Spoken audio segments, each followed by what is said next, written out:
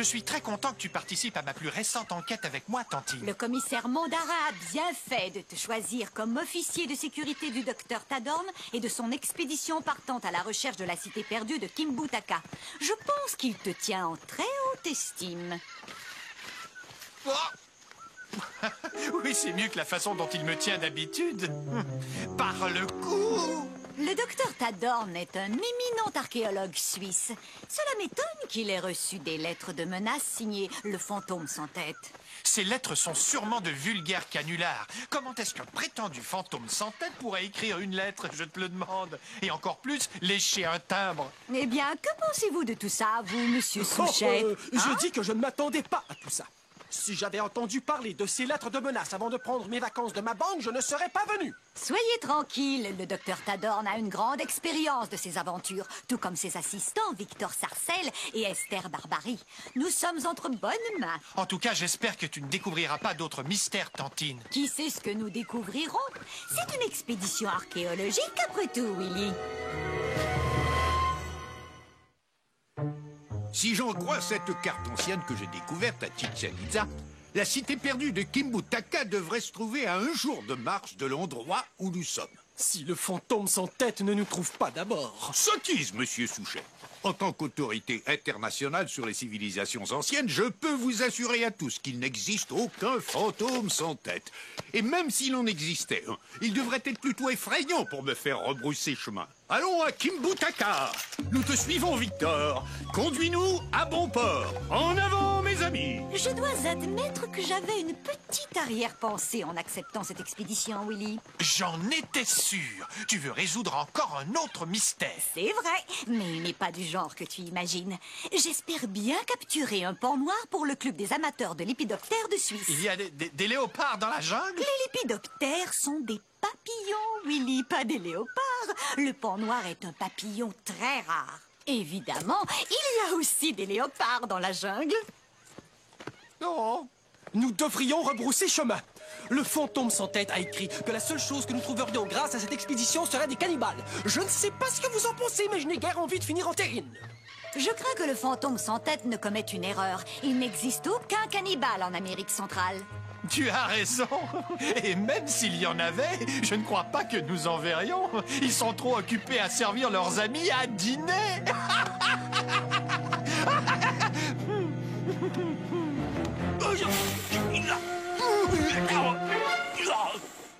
Vous pourriez sans doute commencer à profiter de l'expédition puisque nous n'avons pas encore rencontré de cannibales ni de fantômes sans tête, Gérard. La seule expédition dont je vais profiter est celle du retour. Je vous assure que ce n'est qu'une question de temps avant qu'un incident se produise. Oh! Docteur, vous voyez, c'est ce que je vous disais.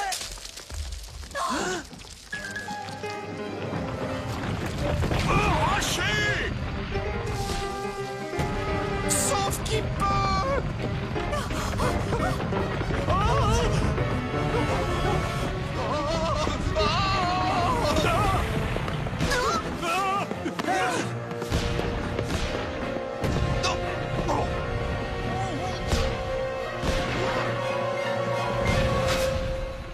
Willy, est-ce que ça va?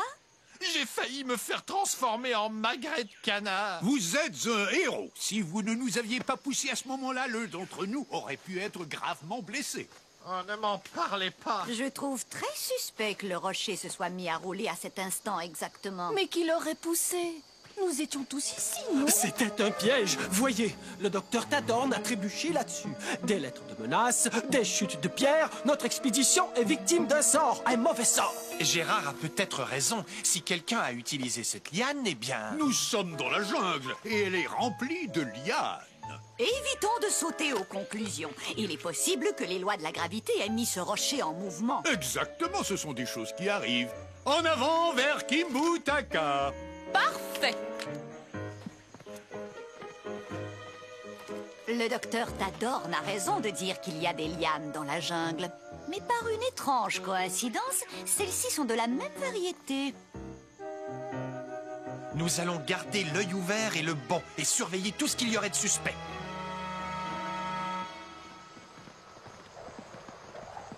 Gérard, psst, Mes années au service de la police m'ont appris que dans la vie, il n'existe pas de coïncidence. Ne le dites à personne, mais même si j'ai refusé d'abord de le croire, je suis maintenant persuadé que quelqu'un voudrait nous empêcher d'atteindre Kimbutaka. Personne ici n'échappe à mes soupçons, à part moi, bien sûr. Et Tantine. Oh, et vous aussi, bien entendu. Mais tous les autres sont des suspects. Je ne voudrais pas t'alarmer, Willy, mais je commence à croire que le fantôme sans tête n'est peut-être pas un canular en fin de compte. J'ai consulté mes coupures de journaux et j'ai découvert un article au sujet d'une société secrète dont les membres ont fait serment de protéger le temple de Kimbutaka. Peut-être bien que la société existe encore et surveille les moindres gestes de notre expédition. Je voudrais que tu gardes l'œil ouvert. Ne t'inquiète pas, Tantine, je procède déjà à mon enquête. Vous croyez qu'on peut traverser sans risque? Il n'y a qu'un seul moyen de le découvrir. Victor, traverse et assure-toi que c'est assez solide. Je vais passer le premier, je veux me mettre à l'abri de la pluie.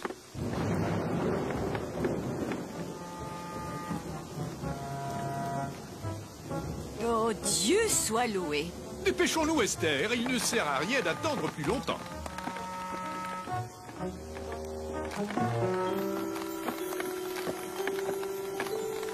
Accrochez-vous! Oh non, c'est pas possible. Oh,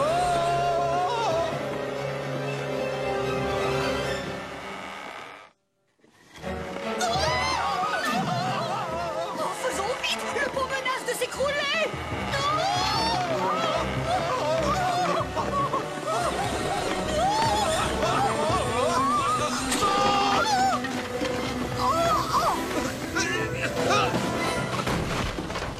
Nous voilà tous sains et saufs.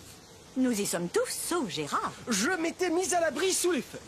Nous aurions tous pu nous retrouver au fond de cette gorge. Oh, j'aimerais bien me retrouver en sûreté à mon travail à la banque. Oh, mon sac s'est vidé. Gérard, pourriez-vous être assez gentil pour me donner ce zloty? C'est quoi, vous dites?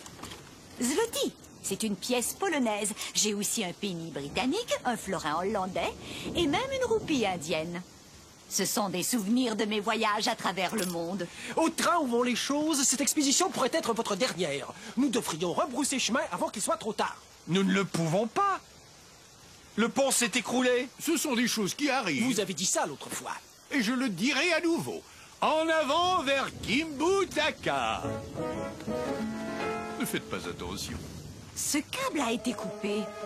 Quelqu'un ou quelque chose est bien déterminé à nous empêcher de trouver la cité perdue. Tantine, je sais qui est ce soi-disant fantôme sans tête. Ah oui?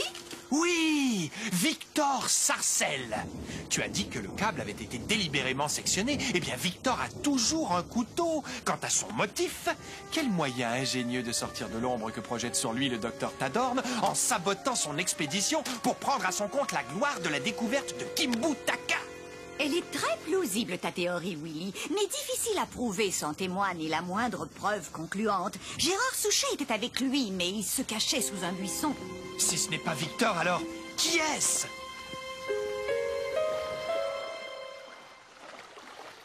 Nous n'irons pas plus loin à pied. Maintenant, il nous faudrait une pirogue. Pirogue en tout genre à louer, tarif de groupe, offre spéciale sur certains modèles. Ah, ça c'est un coup de chance. La chance et l'opportunité sont essentielles au déroulement de toute expédition. Bonjour, monsieur. Je suis content de vous revoir. Nous ne nous connaissons pas. Vous avez dû voir ma photo dans les journaux, sans doute. Combien pour votre meilleure pirogue? Ça dépend de la direction que vous prenez. En aval, pour découvrir la cité perdue de Kimbutaka. Dans ces cas-là, il y a un tarif spécial pour les allées simples. Pourquoi? En aval, c'est très, très dangereux. Vous ne reviendrez sans doute jamais. Merci, Willy. J'adore me promener en bateau. Même quand c'est une excursion qui mène à un désastre. Vous n'avez aucun sens de l'aventure. En avant, vers... Oui, on sait. Kimbutaka. J'ai bien réfléchi. Si Victor n'est pas responsable des accidents, alors c'est sûrement Esther Barbary. Je vais désormais la surveiller de très près. Excellente idée. Brave. Voilà des rapides. Accrochez-vous à vos sacs à dos.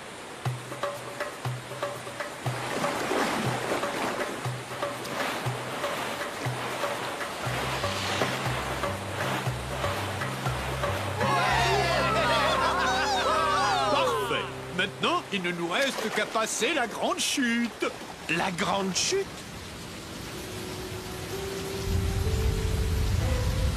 Pas de panique, nous avons le temps d'atteindre le rivage. Tant que nous aurons ce... Ah! Le canot prend l'eau. Dépêchez-vous de boucher ce trou. Willy, sers-toi de ça. Évidemment, le pull que je t'avais promis est fichu. Il faudra que j'en tricote un autre en rentrant chez moi. Dites plutôt si vous rentrez chez vous. Maintenant, on sait pourquoi il ne revient jamais personne de ce coin-là. L'espèce de sorcier nous a vendu une pirogue trouée.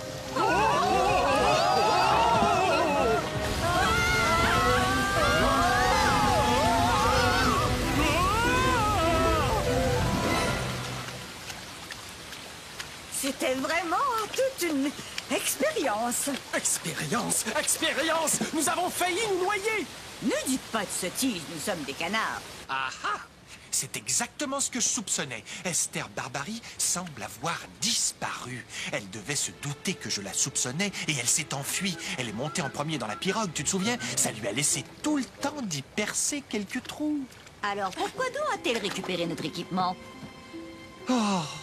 Tu sais, Willy, un bon détective ne saute jamais aux conclusions sans preuve de ce qu'il avance. Alors ne t'inquiète plus pour ça, Tantine. Il ne reste qu'un suspect logique, le docteur Tadorn lui-même.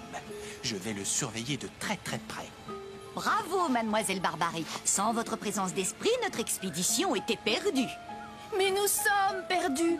Je n'ai pas pu récupérer la carte du docteur Tadorn. Nous n'avons pas d'autre choix que de retourner vers la civilisation. Et j'ai l'intention d'exiger un remboursement du voyage. Sans cette carte, nous ne trouverons jamais... La cité perdue de Kimbutaka. Docteur, il y en a une autre ici. On dirait des statues de sentinelles Maya.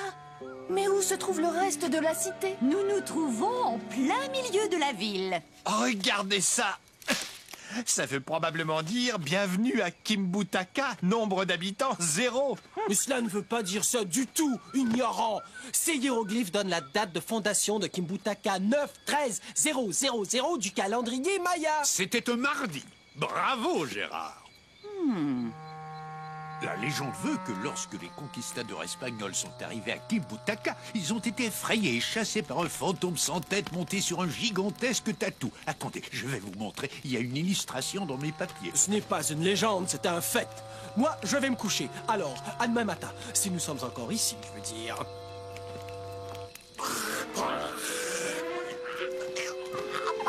Quelqu'un a essayé de m'étrangler. J'ai senti une aile humide et glacée autour de mon cou. C'était le fantôme sans tête, j'en suis certain. Que s'est-il passé? Je fouillais dans mes papiers quand j'ai entendu un couac affreux. Quelque chose a hérissé les plumes de Gérard. Ce sont des choses qui arrivent. Je suggère à tous d'aller dormir un peu avant que notre imagination s'affole. Je m'en doutais. Le docteur Tadorn est le fantôme sans tête. C'était le seul d'entre nous à s'être absenté quand Gérard a été attaqué. Comme le docteur Tadorn l'a dit, nous devrions aller dormir avant que notre imagination ne s'affole.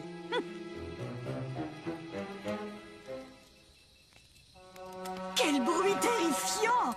Willy, où est Gérard? Il est sous les couvertures, bien caché. Un tatou monstrueux! Et regardez son cavalier! Il n'a pas de tête! Non!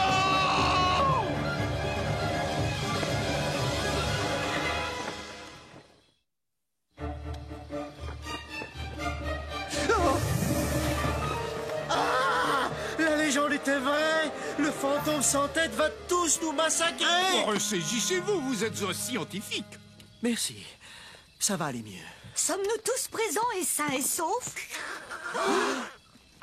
Gérard? Grand Dieu, Gérard, je l'avais oublié. Je crois que nous sommes arrivés juste à temps. C'est le fantôme sans tête. Il a essayé de m'étouffer. Me croyez-vous maintenant? Nous sommes tous en danger. Oui, j'en suis persuadée. Je suggère que nous montions la garde tour à tour jusqu'au matin. Oui, et Gérard a raison. Nous devrions retourner vers la civilisation avant que le fantôme sans tête revienne. Nous ne partirons pas maintenant. Kimbutaka est la découverte du siècle.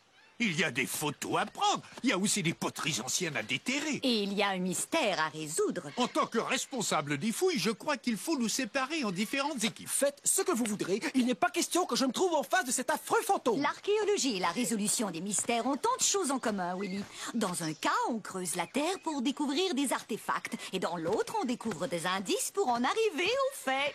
Eh bien, j'espère que nous trouverons bientôt des indices au sujet du fantôme sans tête. Parce que je n'ai plus la moindre idée de ce qui se passe. Willy, surtout ne bouge pas.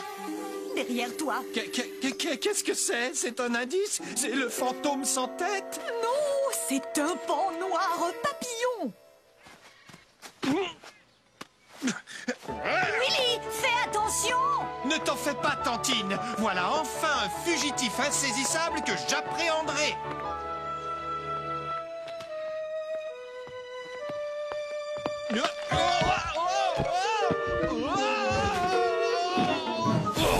Willy, en voilà une chance. Tu as raison, Tantine.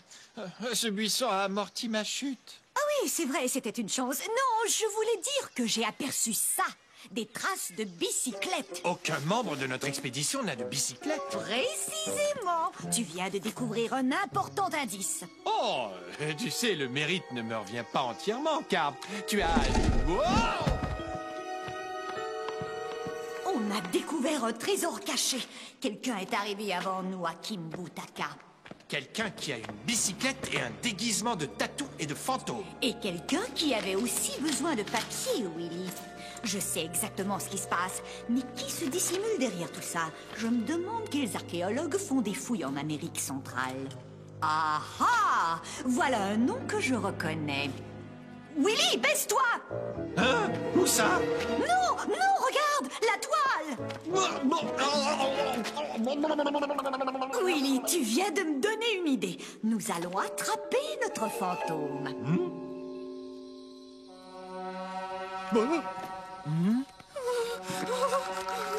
Surtout, restez calme. Il n'y a rien à craindre.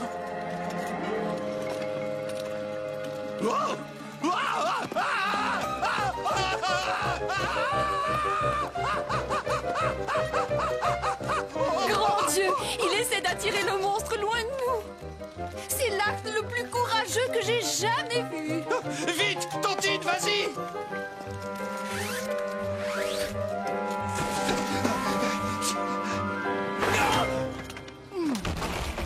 Voici le véritable fantôme sans tête. Gérard Souchet.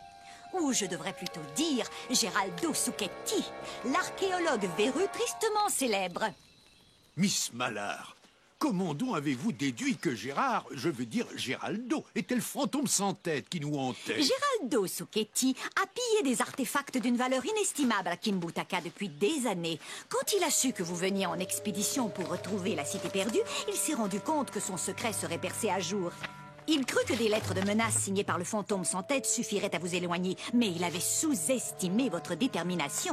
Géraldo se joignit à l'expédition, espérant que ses plaintes incessantes, en plus d'une série de pièges bien montés, pourraient nous convaincre de renoncer, de rebrousser chemin. Alors, lorsqu'il s'était caché sous les feuilles, il n'essayait pas de se protéger de la pluie. Il tranchait les câbles du pont. Oui, c'est exact. Il a fait semblant de tomber dans la pirogue pour percer de petits trous au fond, car il savait très bien que les chocs des rapides les élargiraient. C'est infâme, vous devriez avoir honte. Mes soupçons se sont éveillés lorsque Gérard n'a pas reconnu mes pièces étrangères. Je m'attendais à ce qu'un banquier soit familier avec les monnaies internationales. Mes soupçons se confirmèrent quand le sorcier sembla reconnaître le docteur Tadorn. Je me rendis compte que c'était en réalité Géraldo qu'il reconnaissait. Mais ce qui mit fin à mes doutes fut le fait que Géraldo corrigea Willy au sujet des hiéroglyphes. Seul un archéologue saurait lire le calendrier maya. Je n'arrivais plus à le supporter. Il soupçonnait tout le monde sauf moi. Il fallait que je lui dise qu'il se trompait sur toute la ligne. Eh bien, j'ai certainement appris ma leçon et je ne sauterai plus aux conclusions avant de connaître tous les faits. Mais tu avais raison, Willy. Le fantôme sans tête était bien un membre de notre expédition. Cette théorie a été confirmée par mes coupures de presse. Elles m'ont révélé la véritable identité de Géraldo. Alors il ne restait plus qu'à le capturer monté sur son tatou bicyclette. C'est pour ça que Gérard était si essoufflé quand nous l'avons sorti de son hamac. Il était essoufflé d'avoir fait de la bicyclette et de s'être pressé de revenir pour établir son alibi. Eh bien, il pourra mieux récupérer en prison. Geraldo Zucchetti, je vous arrête pour avoir volé d'inestimables artefacts. Si Gérard est un mystificateur, qui est-ce? C'est le vrai fantôme! Il vient me chercher!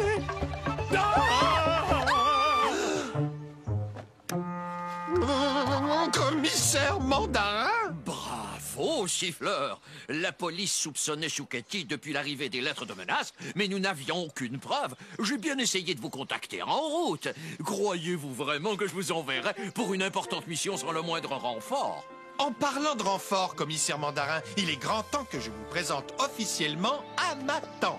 Oui, votre tante. Nous ne sommes pas un thé dansant, siffleur. Je dois ramener ce vaurien pour qu'il fasse face à la justice. Je vous verrai à votre retour en Suisse. Tu vas les accompagner, Victor, pour reconstruire le pont. Nous en aurons besoin quand nous aurons fini d'explorer la cité. Oui, monsieur. Bon, j'ai dû utiliser une liane pour traverser le ravin. Je n'ai pas envie de rentrer de la même façon.